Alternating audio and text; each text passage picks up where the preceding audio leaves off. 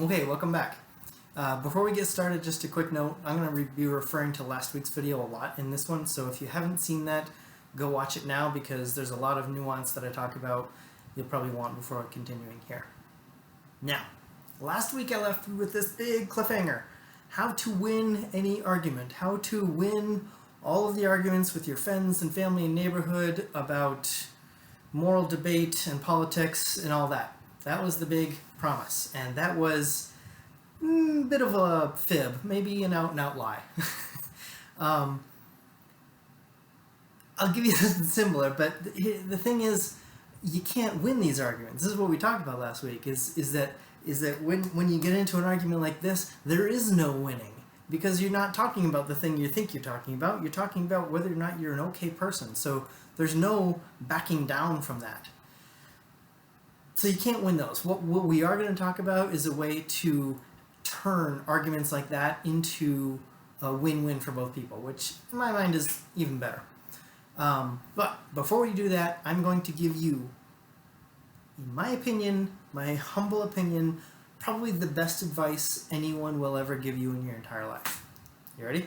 Is this: whenever you find yourself in a situation in life or in a relationship where you think you only have two options, that means that you're stuck and you need to back up and look for another option.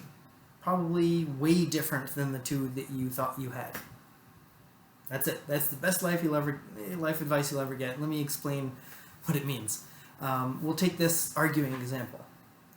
Let's say that you're in a heated political debate with a partner, and you know that this thing is happening that I talked about last week, which is your identity is involved, and it's all wrapped up in all of the facts that you're actually citing, and you're just like this, nobody's making any ground.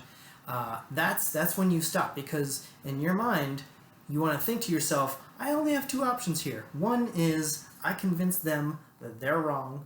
The other is, well, they convince me that I'm wrong. Neither of those is ever going to happen.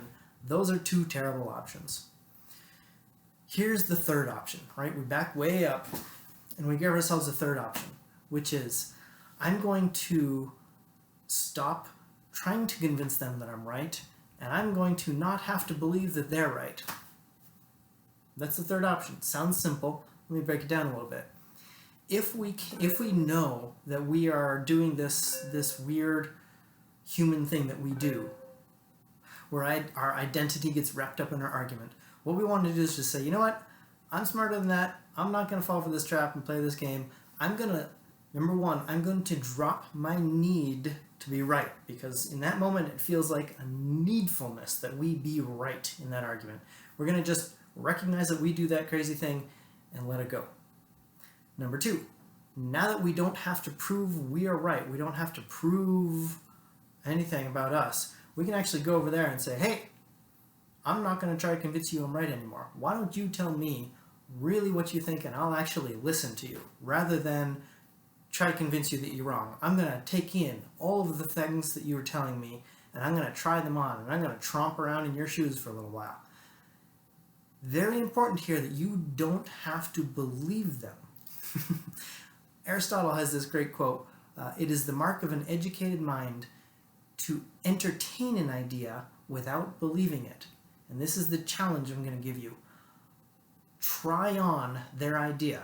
You don't need to believe it. You don't need to think it's true. You don't need to tell them you think it's true. All you need to do is listen to what they're saying.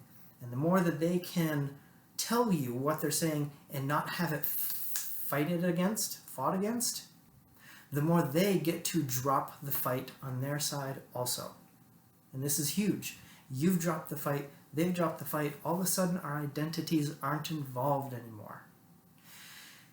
It might be that for the first time, this person feels really understood by you. Again, you don't even have to say, I believe you, in order to say, I understand you. And this is a big deal for a lot of people.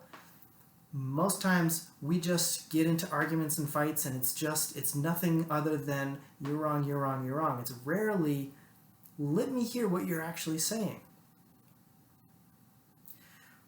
When we can do that for other people, they can drop their fight, and what happens isn't isn't that somebody is convinced the other side is right. That never happens. What happens is rapport is built up, and the relationship is tended to. This is where the win-win comes in. You don't have to convince them you're right. They don't have to convince you they're right.